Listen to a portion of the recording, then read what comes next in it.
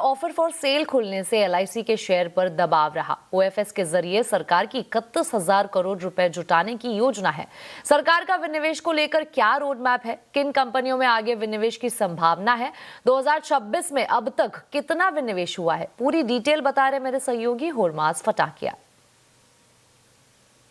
एक long awaited OFS आप कह सकते हैं एलआईसी का, जो आज नॉन रिटेल के लिए खुला है और पूरी तरह से सब्सक्राइब भी हो चुका है।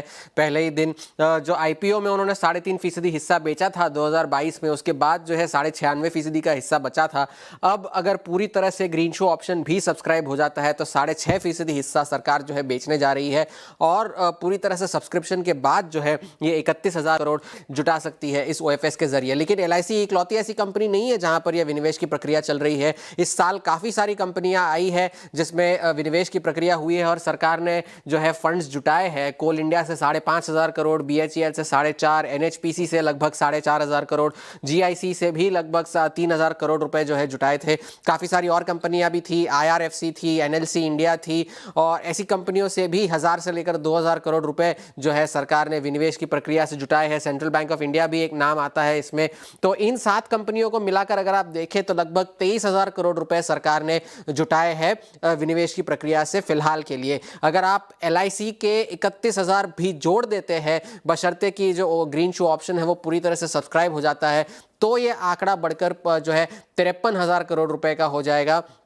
जबकि इस साल का वित्त वर्ष का जो डिसइन्वेस्टमेंट टारगेट है वो लगभग 80,000 करोड़ रुपए के आसपास का है। अगर एलआईसी का ओएफएस पूरा भर जाएगा तो लगभग 2/3 हिस्सा जो है इसका पूरा हो जाएगा। लेकिन अभी भी काफ़ी सारी कंपनियां ऐसी है जिसमें सरकार की हिस्सेदारी जो है 75% से ज़्यादा है। 14 ऐसी कंपनियां हैं और अगर आप उस एक्सेस स्टेक को करंट वैल्यू से अगर जोड़े तो जो एक्सेस स्टेक की कुल वैल्यू है 75% के ऊपर का जो स्टेक है, अतिरिक्त स्टेक, वो उसकी वैल्यू लगभग 1.4 लाख करोड़ रुपीस, लगभग 1.5 लाख करोड़ रुपए के आसपास का आंकड़ा निकल कर आता है। वो कौन सी ऐसी कंपनियां हैं जहां पर जो एक्सेस स्टेक है वो सबसे ज्यादा है? ताज्जुब की बात नहीं है कि एलआईसी का नाम सबसे ऊपर आता है। हमने हिस्सा जो है 90% ही रखा है सरकार का, अज्यूम ये करके कि पूरी तरह से ओएफएस जो है वो भर जाता है।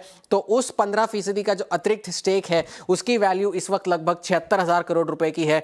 Indian Overseas Bank, IRSC, FACT, Mazagon Dock, यहां पर भी जो है लगभग 6,000 से लेकर 12,000 करोड़ रुपए तक की अतिरिक्त हिस्सेदारी सरकार के पास है, जो कि 75% से ज्यादा है।